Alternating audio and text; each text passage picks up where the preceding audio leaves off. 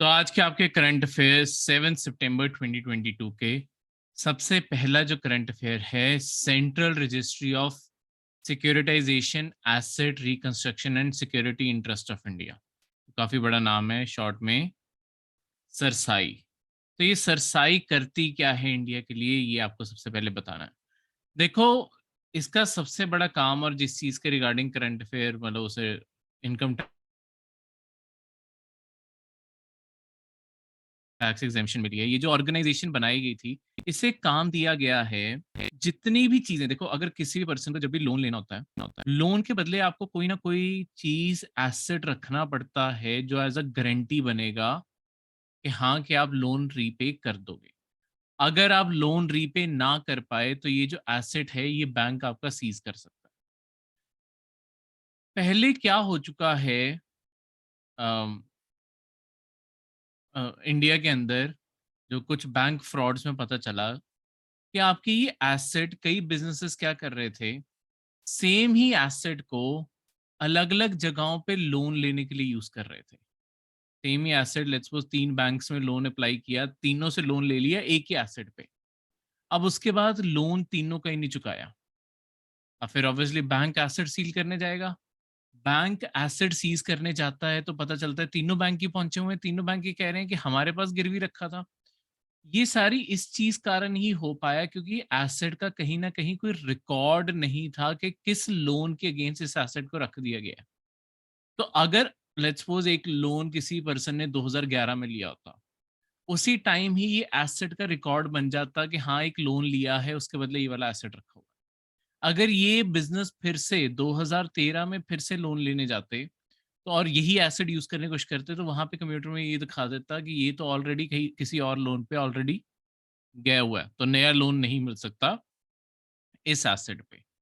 इस चीज की कारण कि ऐसे कोई हमारे साथ फ्रॉड ना कर पाए और जो फ्रॉड कर रहे थे उन्हें रोका जा सके, उसी कारण ये एक तरह से एक रजिस्ट्री के तौर पे ये कंपनी सरकार ने स्टैब्लिश की, सेंट्रल रजिस्ट्री बनाई गई है, securitisation asset reconstruction and security interest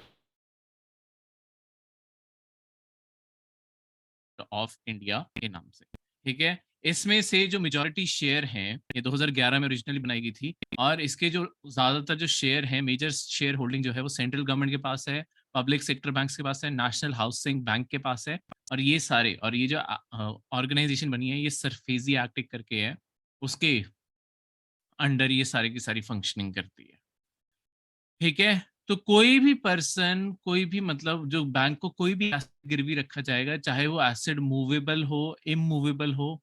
immovable का मतलब है जैसे किसने घर गिरवी रखा, जमीन गिरवी रखी। मूवेबल चीज ऐसी होती है जो एक जगह से मूव की जा सकती है। लेट्स सपोज कोई बहुत ही मूवेबल चीज में जैसे ज्वेलरी लगा लो, वो मूवेबल एसेट है। ठीक है, इंटैंजिबल प्रॉपर्टी, आपके पास कोई बहुत ही पुरानी कलेक्टिव आइटम पड़ी थी, आपने वो बैंक के पास गिरवी रख दी है, जिसकी लाखों करोड़ों की कीमत है, कोई पेंटिंग हो सकती है, कुछ हो सकती है। ऐसी सारी चीजों का रिकॉर्ड यहाँ पे रहेगा कि ऐसा कुछ गिरवी रखा हुआ है जो भी लोन लिया है, ताकि ये जो आपके लोग स्कैम कर रहे थे कि सेम एसेट को यूज करके मल्टीपल लोन ले लें, ये दोबारा ना हो पाए और जेन्युइन तौर पे ही लोन मिल सके। ठीक है, इसलिए ये कंपनी बनाई गई। सेकंड करंट अफेयर जो है वो है फ्लू गैस डीसल्फ्यूराइजेशन। तो सल्फर गैस के बारे में, sulphurisation sorry, flue gas desulphurisation. सबसे पहले फ्लू गैस क्या होती है? फ्लू गैस अपने आप में वर्ड का मतलब होता है, देखो, कोई भी धुआं जो कहीं से उड़ रहा है। तो आपके जब भी थर्मल पावर प्लांट्स काम करते हैं, थर्मल पावर प्लांट्स जब भी आपके काम करते हैं, थर्मल पावर प्लांट्स हमेशा, उनकी जो चिमनी होती है वहां से लगातार धुआं निकल रहा होता है। अब गवर्नमेंट ने बेसिकली ये ओरिजिनली आपका एक डेडलाइन सेट की हुई थी, 2000 को बोला था कि आपका जहां पे चिमनीज लगी हैं उसके अंदर डीसल्फराइजेशन के आपको मेथड्स इंस्टॉल करने हैं। वो डेडलाइन मिस हुई, फिर 2022 के एंड तक, इस साल के एंड तक मीट करनी थी, इस साल भी नहीं हो पाएगा, अब 2025 तक एक्सटेंड कर दी गई है कि 2025 तक सारे थर्मल पावर प्लांट्स को ही लगाना है। ऐसा क्यों है? क्योंकि देखो, इंडिया के जो शहर हैं बहुत ही ज्यादा पोल्यूटेड हैं। हमारे शहरों में क्या-क्या डेफिसिट्स हैं, क्या-क्या कमी है, वो लगातार शो होते ही रहते हैं। जैसे बैंगलोर आपको इस टाइम पता होगा बुरी तरीके से डूबा पड़ा है, ठीक है? बहुत सारे बैंगलोर के एरियाज़ में फ्लडिंग बहुत बुरी तरीके हुई, डूबा नहीं पड़ा एक तरह से, फ्लडिंग इतनी ज़्यादा हुई कि सोसाइटीज़, घरों के अंदर पानी आ गया। वो भी एक तरह से क्योंकि हैप्जार्ड डेवलपमेंट जो हुई है, हैप्जार्ड का मतलब होता है कि बिना सोचे-समझे बस डेवलपमेंट करते जा रहे हैं, प्लान आगे एक्सटेंड करते जा रहे हैं। कोई विज़न नहीं है शहरों को लेके कि बनाना क्या चाहते हैं, कहाँ पे क्या होना चाहिए, कोई विज़न नहीं है। इसके कारण ही ये प्रॉब्लम आ रही है। वैसे ही हमारे शहर दुनिया की सबसे पॉल्यूटेड लिस्ट अगर देखोगे ना, इंडिया के शहर one of the top list में ज़्यादातर शहर फीचर होते हैं। ठीक है, मैं कहूँगा यही एक लिस्ट है जहाँ पे हम टॉप पे फीचर होते हैं, तो और कोई शान की बात नहीं है। इसका कारण ये है कि जो हमारे थर्मल प्लांट्स हैं वो 75% हमारे कंट्री की बिजली बना रहे हैं, ठीक है? और ये 80% जो इंडस्ट्रियल सल्फर और नाइट्रोजन ऑक्साइड रिलीज़ होती है, ये दोनों चीज़ें इन्हीं से रिलीज़ होती हैं, जिसके कारण आपकी लंग डिजीज़ेज़, एसिड रेन और स्मॉग जैसी चीज़ें, ये सल्फर और सल्फर डाइऑक्साइड होगी और आपकी अ नाइट्रस ऑक्साइड्स हो गए, उन्हीं से आपकी एसिड रेन भी बनती होती है, नाइट्रोजन और सल्फर मेन कंपाउंड होते हैं और स्मॉग में भी ये बहुत बड़ा रोल प्ले करते हैं, ठीक है? प्रॉब्लम यहाँ पे है कि जो 40% of total coal power capacity है, सिर्फ आज तक उन्हीं में अवार्ड्स आज तक मतलब अवार्डेड बिड्स हैं। इसका क्या मतलब है कि जहाँ पे प्रपोज़ल मतलब इंडिया की अगर 100% कोल कैपेसिटी लगाओ, उसमें से अभी तक सिर्फ 40% में एक्चुअली कोई कॉन्ट्रैक्ट रिलीज़ किए गए हैं, किसी कंपनी को काम दिया गया है कि वो फ्लू गैस डीसल्फराइज़ेशन के वहाँ पे आके चीज़ें फिट करें।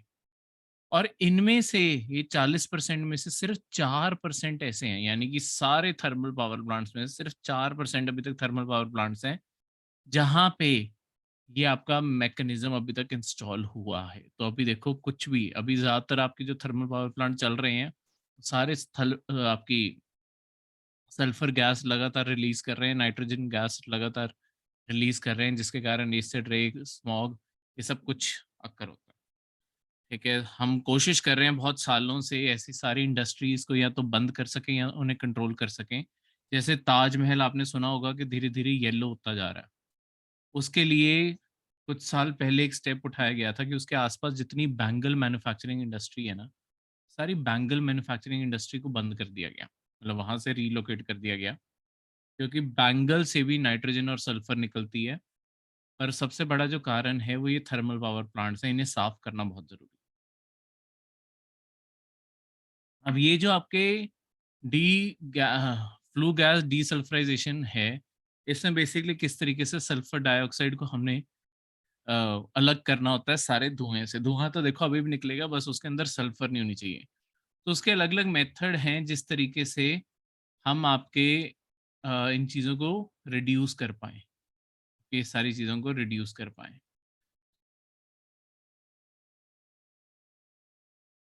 तो जो कॉमन मेथड्स हैं, हम देखो वेट्स का जो मेथड्स हैं उन्हें हम अल्कलाइन सॉर्बेंट बना लेते हैं, मतलब उनसे एक मिक्सचर बना लेते हैं। ये सल्फर जब इस वेट से लिक्विड से आके ऊपर आके टकराती है, बाकी गैस तो इसके थ्रू पास कर जाती है, पर जो सल्फर होगी वो इसके साथ मिक्स होके वहीं पे इकट्ठी होने लग जाएगी। इसे 2 तरीके से कर सकते हैं, एक वेट स्क्रबिंग, एक पूरा वेट वैसे लेयर से क्रिएट कर लें, या स्प्रे ड्राइंग स्क्रबिंग कर लें, या स्प्रे करते रहें लगातार और उसके अंदर अपने आप रिएक्ट होती रहेगी। तो ऐसे अलग-अलग मेथड्स होते हैं किस तरीके से आप सल्फर को कैप्चर करोगे। अब देखो सल्फर अपने आप में जो सल्फर डाइऑक्साइड है, ये अपने आप में एक टॉक्सिक गैस है, ठीक है? और इसमें जो बर्न्ड मैचेज़ होती हैं, अगर आपने माचिस कभी जलने के बाद देखा होगा, वहाँ से हमेशा एक गंदी-सी बदबू आती होती है माचिस से, ये जो मैचेज़ होते हैं, ठीक है? तो ये जो जलने की बदबू उससे आ रही होती है, वो एक्चुअली सल्फर डाइऑक्साइड की होती है। इसकी बहुत ही पंजेंट अपने आप में स्मेल होती है, नाइट्रिक एसिड की भी ऐसी-ऐसी होती है। पंजेंट का मतलब है बहुत ही जैसे कोई रॉटन सी चीज़ हो, ठीक है? बहुत ही तेज़ स्मेल होती है इसकी, ठीक है? और ये आज जैसे मैंने आपको बताया एसिड रेन, और एटमॉस्फेयर पोल्यूशन के लिए बहुत बड़े स्केल पे रिस्पॉन्सिबल है। थर्ड करंट अफेयर आपके चाइना की तरफ से आ रहा है। चाइना के चेंगडू जो उनका एरिया है, साउथ वेस्ट चाइना में पड़ता है, वहाँ पे आपके हुआ क्या है, वहाँ पे ना कोविड-19 का लॉकडाउन लगा हुआ है। अब ये लॉकडाउन क्यों लगा हुआ है? देखो, सबसे पहले आपको एक चाइना की पॉलिसी बारे बता दूँ। चाइना ना इस टाइम उसकी इकोनॉमी बहुत बड़े ट्रबल में है, और उसके ट्रबल का कारण है जो इस टाइम चाइना में पॉलिसीज़ बनाई जा रही हैं। एक है ज़ीरो कोविड पॉलिसी। ये बहुत ज़्यादा डैमेज कर रही है वहाँ पे इंडस्ट्री और इकोनॉमी को। इसमें क्या है, अगर चाइना में किसी भी शहर में एक भी कोविड का केस आ जाता है ना पूरे शहर में, वो पूरे शहर को लॉकडाउन में डाल दिया जाता है। तो अब इसका आगे क्या असर हुआ, मतलब कि किस हद तक लॉकडाउन स्ट्रिक्टली इन्फोर्स किया जाता है, कि वो सारी गलियों, सारी सोसाइटीज़ के गेट को तक लॉक लगा के रखते हैं कि लोग गलती से भी बाहर ना आ जाएँ। ठीक है? तो बहुत स्ट्रिक्टली इन्फोर्स करते हैं। अब इसके कारण हुआ क्या, अभी चेंगडू में आपका अर्थक्वेक आया है जो अ, मैग्नीट्यूड 6.5 का अर्थक्वेक आया। अब अर्थक्वेक तो आया, देखो जब भी अर्थक्वेक आता है, अर्थक्वेक आने पे हमेशा रिकमेंड किया जाता है कि आप बिल्डिंग से अगर बाहर निकल सकते हैं तो बाहर निकलिए, ठीक है? तो वन ऑफ द कॉमन चीज़ है। पर यहाँ पे अब बहुत सारी वीडियोज़ निकल के आई हैं जहाँ पे अर्थक्वेक आ रहा है और लोगों के घरों को बिल्कुल सील किया हुआ है, लोगों को घर से बाहर नहीं आने दे रहे। ठीक है? बाहर ऑफिसर्स खड़े हैं, वो अर्थक्वेक के टाइम भी उन्हें बाहर नहीं आने दे रहे, कि बस स्ट्रिक्ट लॉकडाउन रहना चाहिए। ठीक है? अब ऐसा क्यों है? देखो, चाइना में इस चीज़ का डर भी बहुत ज़्यादा है कि अगर आप कम्युनिस्ट पार्टी ने कोई ऑर्डर दिया है, उसके खिलाफ काम करते हुए पाए गए, तो ऑब्वियसली आपको सज़ा हो जाएगी। तो वो पुलिस ऑफिसर्स भी अपने आप में डरे रहते हैं कि अगर उन्होंने बाई चांस दरवाज़े खोल दिए अर्थक्वेक के आते हुए, तो उन्हें कहीं सज़ा ना मिल जाए, तो अगले बेचारे कुछ कर ही नहीं पाते। तो अर्थक्वेक अपने आप में क्या होता है, देखो आपके जब भी अर्थक्वेक आता है, हम एक फ्रेश शीट के ऊपर पढ़ते हैं।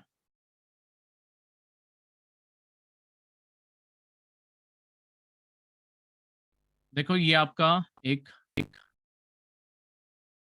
अर्थ सरफेस का हिस्सा मान लो,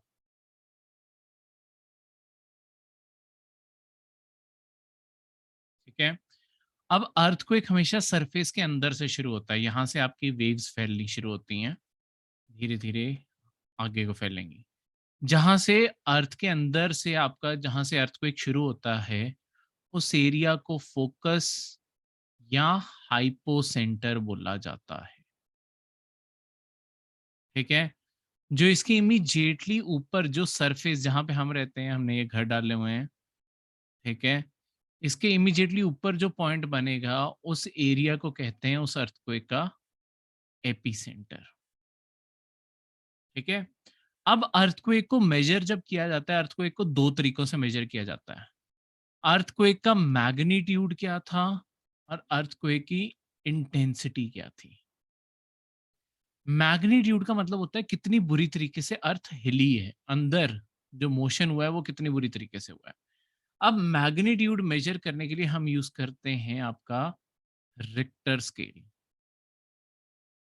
ठीक है? इसका एक तरीके से मैग्नीट्यूड है कितना बड़ा मोशन हुआ है जहां पे भी आपके अर्थक्वेक आए। इंटेंसिटी का मतलब होता है कि जिस जगह पे आया है उससे आप जितना दूर जाते जाओगे, ऑब्वियसली जिस पॉइंट पे अर्थक्वेक आया वहां पे सबसे ज्यादा तबाही मचेगी। जितना आप दूर दूर जाते जाओगे तबाही कम होती जाएगी। जैसे अगर अफगानिस्तान में कोई अर्थक्वेक आता है, इंडिया तक भी ट्रेमर्स आते हैं, हमारे यहाँ पे भी धरती हिलती है, पर हमारे यहाँ कोई तबाही नहीं होती। पर यहाँ से जितना तुम अब पास में होगा उतना ज्यादा इंटेंसिटी, उतनी ज्यादा तेज अर्थ हिलती हुई महसूस होगी। तो ऊपर ये जो इसी के कारण तबाही होगी, तो इसके लिए यूज किया जाता है आपका मॉडिफाइड मर्केली स्केल, ठीक है? ये दोनों अलग अलग स्केल हैं, अलग अलग चीजें मेजर करते हैं, तो दोनों को कभी आपको मैच द फॉलोइंग का क्वेश्चन आ सकता है। अब देखो, जो अंदर सरफेस के अंदर जो धरती हिलती है वो दो तरीके से हिल सकती है। मतलब दो तरीके से हिलती है, हिल कह सकते हैं, दो तरीके से हिलती है। या तो मोशन होता है जहाँ पे जितने भी पार्टिकल्स हैं, वो एक दूसरे को 180 डिग्री पे टक्कर मारते जाते हैं, ठीक है? कुछ इस तरह से कि एक दूसरे को सामने-सामने ऐसे टक्कर मारते गए, ठीक है? एक पार्टिकल हिला, उसने अगले को धक्का मारा, उसने अगले को, ये डायरेक्शन में आपका धक्का लगा, ठीक है? ऐसी वेव्स को कहते हैं प्राइमरी वेव्स। दूसरी जो आपकी वेव्स हैं, आपकी अर्थ अंदर से पार्टिकल्स ऊपर और नीचे भी मूव कर सकते हैं, ठीक है? पार्टिकल ऊपर उठे, नीचे गिरे, ऊपर उठे, नीचे गिरे, ऊपर उठे। ऐसी वेव्स को कहते हैं सेकेंडरी वेव्स। इन दोनों वेव्स को स्टडी करके हम पता लगाते हैं कि एक्चुअली आपका अर्थक्वेक कहाँ पे आया है, कौन सी लोकेशन पे आया है, ठीक है? कितना स्ट्रॉन्ग था। यही आपके ये दोनों स्केल्स के ऊपर यही पी और एस यही दिख रहे होते हैं, ठीक है? और एक और वेव्स भी होती हैं, उन्हें एल वेव्स कहते हैं, वो सिर्फ सरफेस के ऊपर तबाही को मेजर करते हैं। तो मर्केली स्केल पे 3 होती हैं, रिक्टर पे 2 ही होती हैं, ठीक है? तो ये आपके बेसिक मोशन को समझाया। अब अर्थ में ये कहाँ कहाँ दिखती हैं, कहाँ नहीं दिखती, वो हम ज्योग्राफी के अंदर पढ़ते हैं, वहाँ जाके हम डिटेल में ऑब्वियसली अर्थक्वेक को स्टडी करते हैं, तो वहाँ जाके पढ़ेंगे पढ़ेंगे, ठीक है? ठीक है। देखो कौन सा एरिया फ्रीक्वेंट अर्थक्वेक एरिया है, ये कैसे डिसाइड होता है? हमेशा पहली बात तो ऑब्वियसली इस चीज से डिसाइड हो सकता है कि कहाँ पे अर्थक्वेक ज्यादा आते हैं। दूसरा एक होता है कि कौन से एरिया हमेशा डेंजर में है कि यहाँ पे अर्थक्वेक आ सकते हैं और तबाही मच सकती है। उसके लिए जो चीज होती है वो इस तरीके से मेजर किया जाता है कि बेसिकली आपके ज्यादातर जो अर्थक्वेक आते हैं ना, वो हमेशा टेक्टोनिक प्लेट बाउंड्रीज पे आएंगे। टेक्टोनिक प्लेट बाउंड्रीज पे आएंगे। अब ये टेक्टोनिक प्लेट क्या होती है? देखो आपकी जो अर्थ सरफेस है, अर्थ सरफेस कुछ इस तरीके से दिखाई देती है। एक मिनट ना, ये आपकी एक लेयर होगी, लेयर और बना देता हूँ,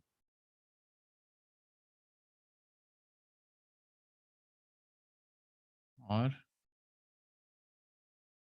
इसके नीचे तीसरी लेयर इस तरीके से। अब देखो यहाँ पे क्या है, सबसे अंदर है एस्टीनोस्फियर। ये आपकी अर्थ सरफेस के अंदर लेयर है, ये ना आपकी एक तरह से यहाँ पे आपका मैग्मा एग्जिस्ट करता है, ठीक है? ये आपके मैग्मा की लेयर है, इसके अंदर आपका सारा मैग्मा एग्जिस्ट करता है। तो यहाँ पे ये सारी पिघली पड़ी है, सेमी मोल्टन है, प्लास्टिक कहते हैं स्टेट को। तो यहाँ से आपके सारे वॉल्केनो सब कुछ यही फटता है। पर अब बात क्या है, ये जो आपकी लेयर है,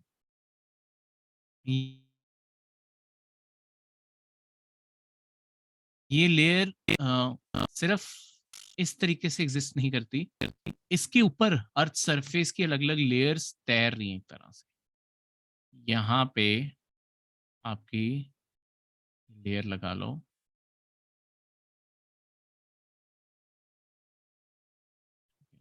एक साइड पे बाउंड्री दिखाता हूँ, कोई नहीं, दूसरी आपको साथ में बता दूंगा। अब देखो यहाँ पे ये जो टेक्टोनिक प्लेट्स हैं, ऐसे अर्थ के अंदर हमें ऐसे गैप नहीं दिखाई देते ऑब्वियसली। अगर गैप होगा, यहाँ से लावा फट के बाहर आने लग जाएगा, ठीक है? ये जो लावा है ये बहुत गर्म है और पूरा उबल रहा है, इस कारण ये फट के बाहर आने लग जाता है। तो अगर ये लावा फट के बाहर आता है तो ये दोनों प्लेट एक दूसरे से दूर जाएंगी। ऐसी प्लेट बाउंड्रीज को कहते हैं कि डाइवर्जेंट, दूर जा रही हैं। अब जब ये प्लेट बाउंड्रीज यहाँ तो दूर जाएंगी, यहाँ ये प्लेट बाउंड्री लेट्स सपोज इस साइड को मूव की, यहाँ पे कोई और प्लेट बाउंड्री प्लेट थी, उसके साथ आके टकरा गई है ये। या तो प्लेटें आपस में टकराएंगी या एक दूसरे से दूर जाएंगी। जब टकराती हैं उन्हें कहते हैं कन्वर्जेंट, आपस में कन्वर्ज करके टकरा गई।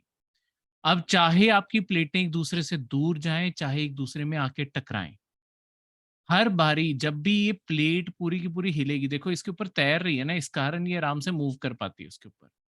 अब जब भी ये हिलेगी, ये हमेशा जाके कहीं न कहीं टकराएगी और उसी के कारण आपके अर्थक्वेक आते हैं, जब भी ये प्लेट हिलती है। तो अगर हमारे कहीं जो भी शहर बने हुए हैं, वो इनके क्लोज़ होते हैं इन बाउंड्रीज़ के, उन्हें हम कहते हैं कि वो डेंजर एरिया में हैं। जैसे नॉर्दर्न प्लेन सारे के सारे डेंजर एरिया में पड़ते हैं, क्योंकि हिमालयाज़ अभी भी एक्टिव हैं, वहाँ पे कभी भी बहुत बड़े स्केल के ऊपर अर्थक्वेक आ सकते हैं, जैसे 2015 में नेपाल के अंदर आए थे।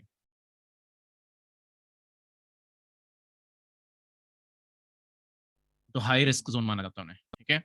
वैसे ही मतलब ऐसे एरियाज़ को आइडेंटिफ़ाई करके, और जहाँ पे प्लेट बाउंड्री बहुत ज़्यादा एक्टिव होगी, उन्हें हम कह देते हैं कि जहाँ पे बार-बार ही प्लेट हिलती रहती है, उन्हें हम कह देते हैं कि ये सबसे ज़्यादा फ्रीक्वेंट एरियाज़ हैं अर्थक्वेक के। तो वो फ्रीक्वेंसी देखी जाती है कि कितनी फ्रीक्वेंटली यहाँ पे बड़े स्केल पे आपके अर्थक्वेक आते रहते हैं, ठीक है? उन्हें इस एरिया तरीके से मार्क कर लिया, ठीक है? कोई भी किसी को डाउट हो